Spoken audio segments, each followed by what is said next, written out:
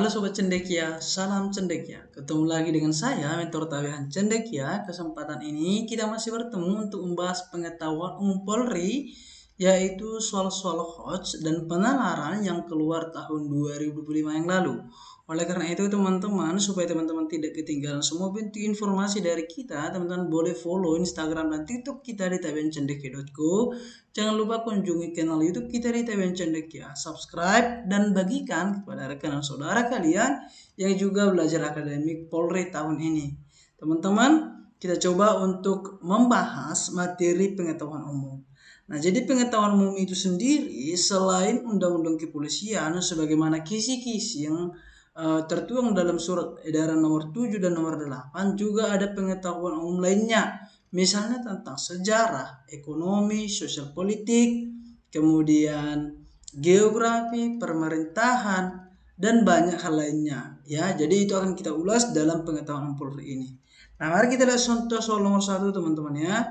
Nomor 1, dalam suatu negara berkembang, pemerintah meningkatkan belanja infrastruktur secara besar-besaran. Jadi negaranya masih berkembang dan pembelanjaan infrastrukturnya secara besar-besaran dibiayai melalui utang negara atau utang luar negeri.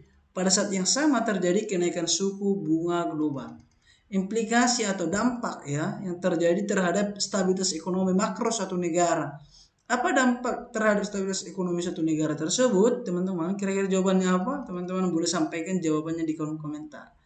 Oke, ini berkaitan dengan soal ekonomi ya teman-teman ya. Jadi apa dampak yang akan terjadi teman-teman?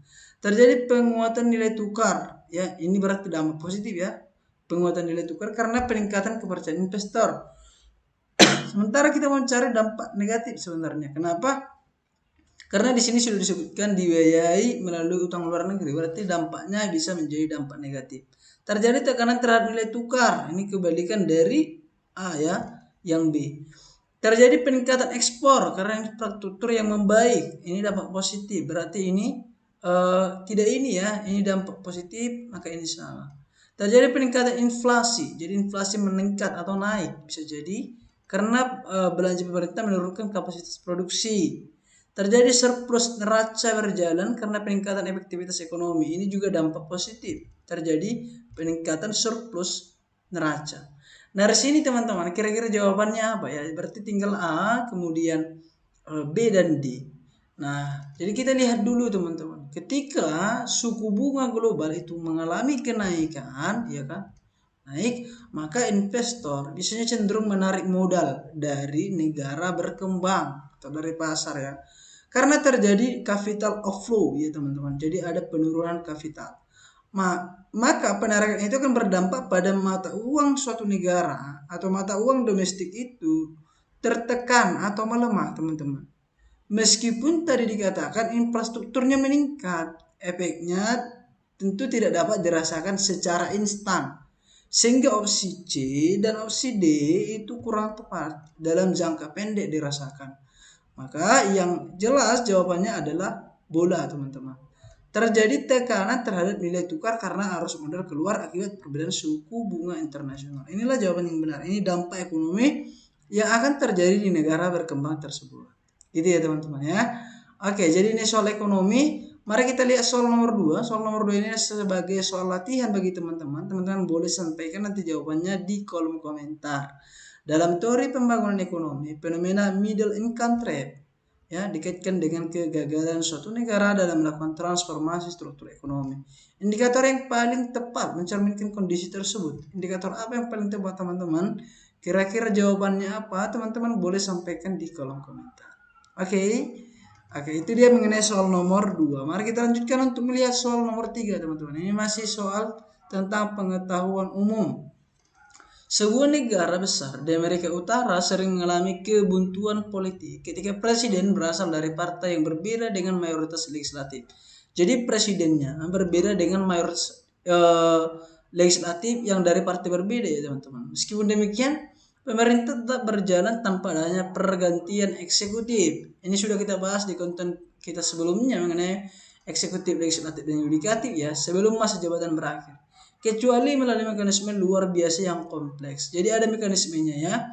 Gambaran tersebut saling mencerminkan praktik sistem pemerintahan di negara mana teman-teman. Oke. Teman-teman nanti boleh sampaikan jawabannya. Di negara mana dan sekaligus alasannya apa? Gitu ya. Mari kita lihat. Amerika Serikat dengan dominasi legislatif. Apakah benar di negara Amerika Serikat ada dominasi legislatif yang memungkinkan pergantian presiden melalui tekanan politik parlemen? Oke, apakah ini benar teman-teman? Kemudian Prancis dengan membagi kekuasaan eksekutif yang memungkinkan terjadinya konflik antar lembaga negara. Pembagian kekuasaan eksekutif yang memungkinkan terjadi konflik.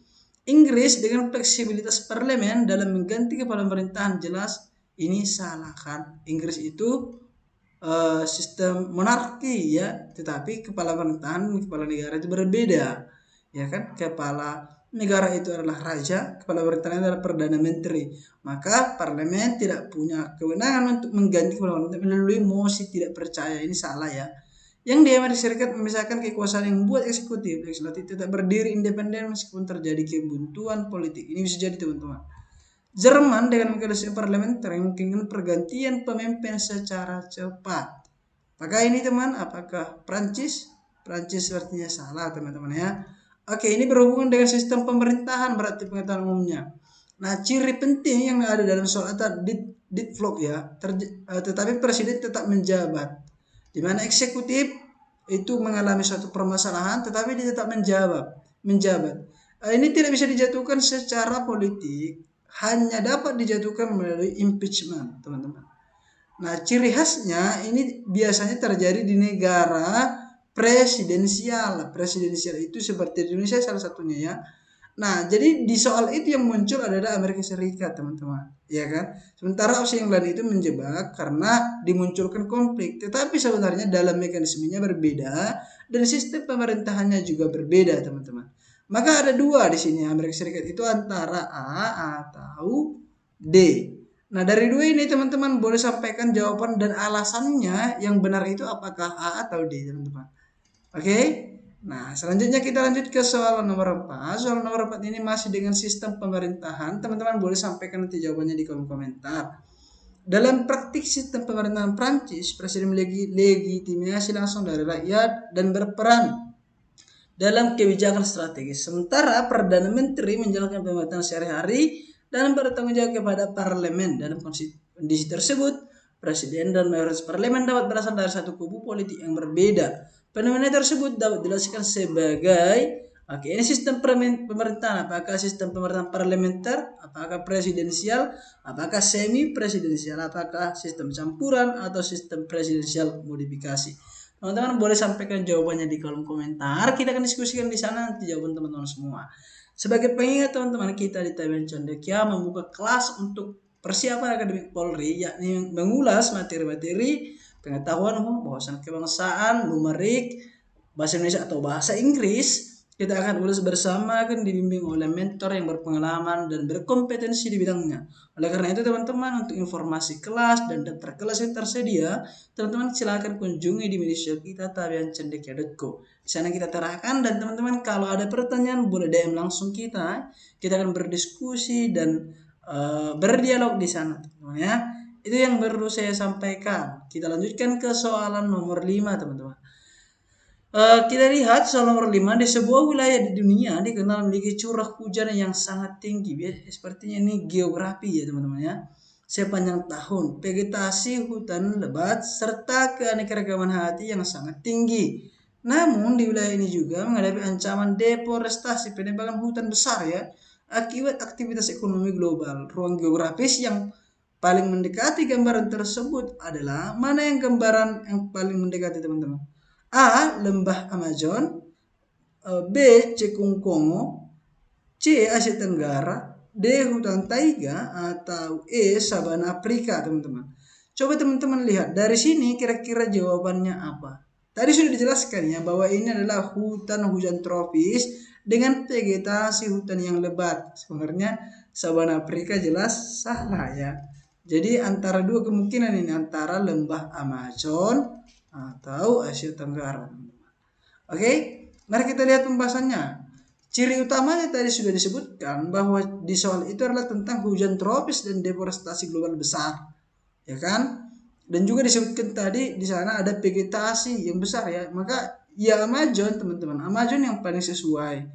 Tetapi B mirip tekanan global tetapi tidak sebesar Amazon ya. Sementara yang Asia Tenggara memang ada, tapi deskripsi yang paling kuat tetap kepada Amazon. Sesuai dengan kata kuncinya. Teman-teman, kalau soal penularan, baik di TWK, baik di pengetahuan umum, kita harus ambil kata kunci pada setiap soalan. Karena apa? Karena kata kunci akan membantu kita menemukan jawaban yang benar. Dari sini maka kita bisa lihat jawaban yang benar adalah ayam, teman-teman. Maka kita pilih A. Itu ya.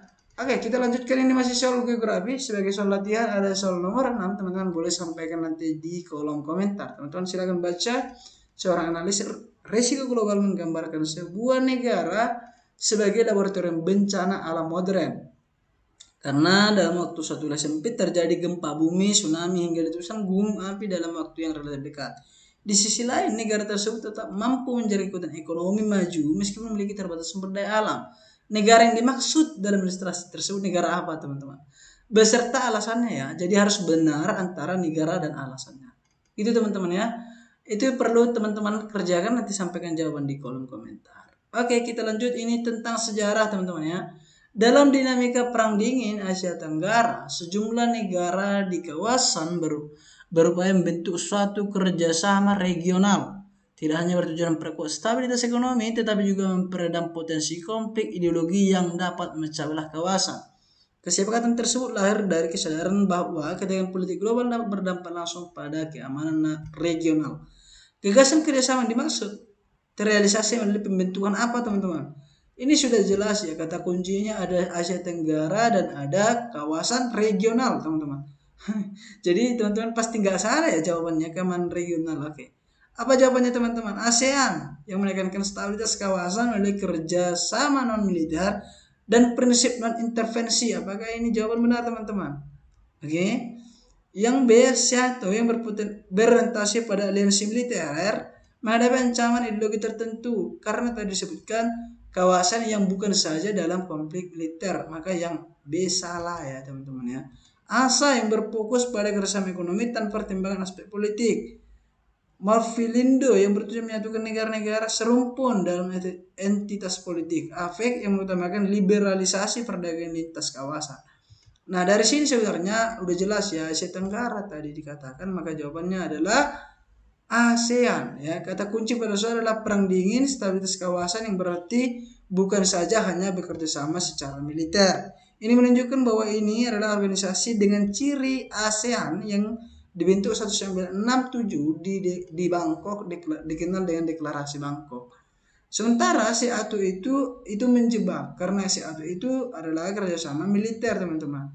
ASA dan Mafielindo adalah pendahulu tetapi tidak bertahan lama. Memang itu pernah dibentuk di kawasan Asia Tenggara, tetapi itu tidak bertahan lama. Maka jawabannya adalah salah. Nah, maka dari situ kita lihat jawaban yang benar itu adalah ayam, ASEAN, teman-teman ya. Oke, itu soal nomor 7. Di sini ada soal latihan. Teman-teman silakan kerjakan soal latihan ini. Sembari teman-teman kerjakan, aku mau ingatkan bahwa kita buka kelas untuk kelas online maupun kelas offline, untuk home visit ataupun online kelas ataupun outing kelas. Oleh karena itu teman-teman boleh sharing bersama kita di Tabian Cendekia. Kita akan diskusikan teman-teman, apakah teman-teman ingin belajar dengan mekanismenya seperti apa. Dan kita juga sudah punya website untuk tryout. Teman-teman boleh tryout secara CAT, Computer Assessment Test, dan ketika teman-teman selesai TO maka nilainya akan langsung keluar. Oke teman-teman, soal nomor 8 ini adalah soal latihan. Teman-teman boleh sampaikan nanti jawabannya di kolom komentar. Itu yang perlu saya sampaikan dalam kesempatan PU yang ke-6 ini, teman-teman. Semoga persiapan akademiknya berjalan lancar, administrasinya juga dapat diselesaikan dengan tepat waktu. Karena ingat, persaingan itu pasti dan kelulusan itu dipersiapkan. Salam cendekia.